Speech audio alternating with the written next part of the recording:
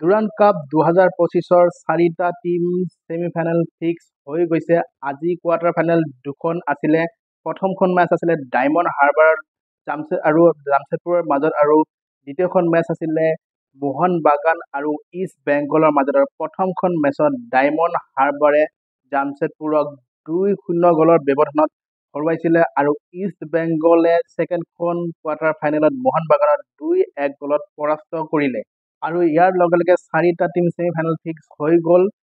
প্ৰথমখন ছেমিফাইনেল অনুষ্ঠিত হ'ব ১৯ তাৰিখে শ্বিলং লাজং আৰু নৰ্থ ইষ্ট ইউনাইটেড FC-ৰ মাজত। শ্বিলঙত অনুষ্ঠিত হ'ব মেচখন সন্ধিয়া ৭টাৰ পৰা, আৰু ছেকেণ্ডখন ছেমিফাইনেল অনুষ্ঠিত হ'ব ২০ তাৰিখে ইষ্ট বেংগল আৰু ডায়মণ্ড হাৰ্বাৰৰ মাজত, আৰু সেইখন মেচ অনুষ্ঠিত হ'ব কলকাতাত।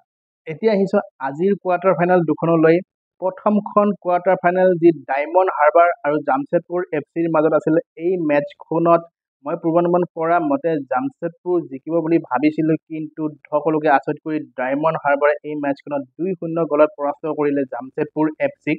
আচলতে জামছেদপুৰ FC টীমটোক আজি দুৰ্বল দেখা গ'ল, আৰু জামছেদপুৰ FC-ৰ যি কোচ আছিলে খালিদ জামিল, তেওঁতো ইণ্ডিয়াৰ বৰ্তমান কোচ হ'ল, গতিকে তেওঁ টীমটোক এৰি দিলে। এৰি দিয়াৰ পিছতে ছেকেণ্ড কোচ জামছেদপুৰৰ ছেকেণ্ড কোচে দায়িত্ব লৈছিলে টীমটোৰ, আৰু ফৰেনাৰ প্লেয়াৰবিলাকো জামছেদপুৰৰ তেনেকৈ নাছিলে।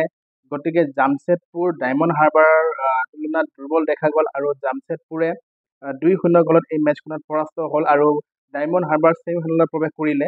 ডায়মণ্ড হাৰ্বাৰৰ খেল খুব ভাল হৈছিলে আজি, আৰু ভাল লাগিব ইষ্ট বেংগলৰ লগত ছেমিফাইনেল মেচখন চাবলৈ। আৰু কলকাতাত ফ্ৰেণ্ড আজি দেখা পাইছোঁ মোহন বাগান আৰু ইষ্ট বেংগলৰ যি কলকাতাৰ ডাৰ্বি আছিলে, এই মেচখনত যি দৰ্শক আছিল, আচৰিত ধৰণৰ দৰ্শক দেখিবলৈ পোৱা গৈছিল আজিৰ মেচখনত। গতিকে ডায়মণ্ড হাৰ্বাৰ আৰু ইষ্ট বেংগলৰ যিখন ছেমিফাইনেল মেচ হ'ব, সেইখন মেচো চাবলগীয়া হ'ব। খুব সুন্দৰ মেচ হ'ব, খুব টক্কৰ হ'ব ডায়মণ্ড হাৰ্বাৰৰ লগত ইষ্ট বেংগলৰ। আৰু ছেকেণ্ডখন কোৱাৰ্টাৰ ফাইনেল যি কলকাতাত অনুষ্ঠিত হৈছিল, যি কলকাতাৰ ডাৰ্বি আছিলে ইমামি ইষ্ট বেংগল ভাৰ্চেছ মোহন বাগানৰ মাজত, এই মেচখন ৱাও, কি মেচ আছিলে! মেচখন চাই এনে লাগিছিল যেন মই ইণ্টাৰনেশ্যনেল কোনোবা এখন মেচহে চাই আছোঁ তেনেকুৱা লাগিছিল। দৰ্শকৰ ফিল্ডত যি দৰ্শকৰ ছাপোৰ্ট, সেই দৰ্শকৰ ছাপোৰ্ট, আচৰিত ধৰণৰ দৰ্শকৰ ছাপোৰ্ট আছিল। দ্য কলকাতা ডাৰ্বি মোহন বাগানক কোৱাৰ্টাৰ ফাইনেলতে হৰুৱাই বাহিৰ কৰি দিলে ইমামি ইষ্ট বেংগলে। এইবাৰ যোৱাবাৰৰ ৰানাৰ্ছ আপ আছিল মোহন বাগান, যি নৰ্থ ইষ্ট ইউনাইটেড FC-ৰ লগত ফাইনেল মেচখন হাৰিছিল। এইবাৰ কিন্তু ছেমিফাইনেলতে প্ৰৱেশ কৰিব নোৱাৰিলে শক্তিশালী মোহন বাগানৰ দলটোৱে। মোহন বাগানে নিজৰ যিমান শক্তি আছিল গোটেই শক্তি প্ৰদৰ্শন কৰিছিল, যদিও আজি মেচখনত কিন্তু মোহন বাগানে ২-১ গ'লত পৰাস্ত হ'ল, আৰু ইয়াৰ কাৰণে প্ৰশংসা কৰিব লাগিব ইষ্ট বেংগলক। ইষ্ট বেংগলৰ খেল খুবেই প্ৰশংসনীয় আছিলে। ডিয়ামণ্টেকছৰ যি দুটা গ'ল দিছিলে, ডিয়ামণ্টেকছে খুব সুন্দৰ খেল দেখুৱাইছে, আৰু প্ৰথমটো গ'ল আচলতে পেনাল্টিৰ জৰিয়তে হৈছিলে 38 মিনিটত। ডিয়ামণ্টেকছে দিছিলে পেনাল্টিৰ জৰিয়তে, আৰু ছেকেণ্ডটো গ'ল 52 মিনিটত ডিয়ামণ্টেকছে গ'লটো দিছে। তাৰপিছত মোহন বাগানে যিমান শক্তি আছিলে নিজৰ গোটেই শক্তি দি দিছিলে।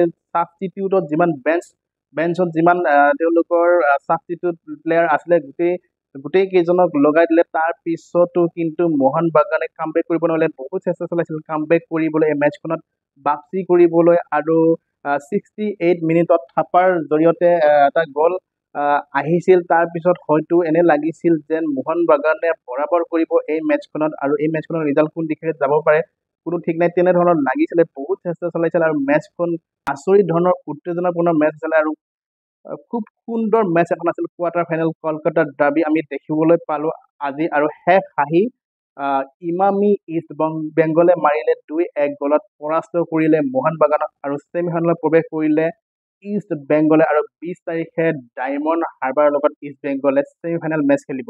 এয়াই আছিল আজিৰ মেচকেইখনৰ আপডেট, আৰু ৪টা টীম ফিক্স হৈ গ'ল। যিহেতু আমি দেখিবলৈ পাম নেকি ইষ্ট বেংগল আৰু defending champions north east united FC-ৰ মাজত ফাইনেল মেচ। তাৰ কাৰণে অপেক্ষা কৰিব লাগিব ছেমিফাইনেল দুখনৰ ৰিজাল্টৰ কাৰণে। তো চাই থাকিব ভিডিঅ'বিলাক, আপডেট লৈ আহিম ছেমিফাইনেল কেইখনৰো। ছেমিফাইনেল কেইখনৰো কোন জিকিল, কোন জয়ী হ'ল, কোন হাৰিলে, কোন ফাইনেলত প্ৰৱেশ কৰিলে, গোটেইখিনি আপডেট লৈ আহিম। চাই থাকিব ভিডিঅ'বিলাক ভাল লাগিলে সকলোৱে লাইক শ্বেয়াৰ কৰি দিব, লগতে চেনেলটো ছাবস্ক্ৰাইব কৰি দিবলৈ নাপাহৰিব। ধন্যবাদ।